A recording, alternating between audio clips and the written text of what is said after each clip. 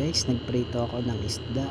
Tapos mamaya lalagyan natin dyan sa sinabawan na may kamatis. May natira pa kasi dati nung nakaraan na isda. Ayan. Yan yung sa malaki. Kasi ayan, nagpakulo na tayo ng kamatis. Kamatis, sibuyas, tsaka luya na may sili. Magsasabaw tayo ngayon kasi day off. Kailangan natin humigop ng mainit na sabaw. Ayan sarap na. Isda na yan. Kulong-kulo na. Maya lalagay na natin yan dyan. Halo-halo muna natin. Medyo durog-durogin muna natin yung kamatis. Tapos tsaka natin lalagay yung isda. Yan, naisipan ko ng dyan.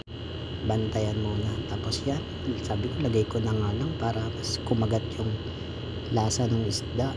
Diba?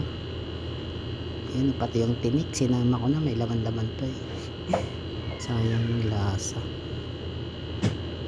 Yun mamaya higop tayo ng sabaw dyan guys.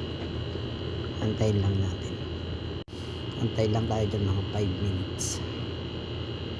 Tsaka natin babalikan. Yan, tinikman ko muna yung sabaw niya para diretso na. Sarap nun guys. Lumalangoy yung isda.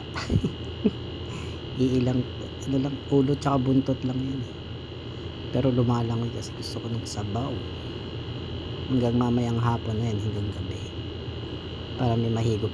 Ayan, time check na tayo dyan. Wow, sarap. Ready to ready to serve na. Tara, kain.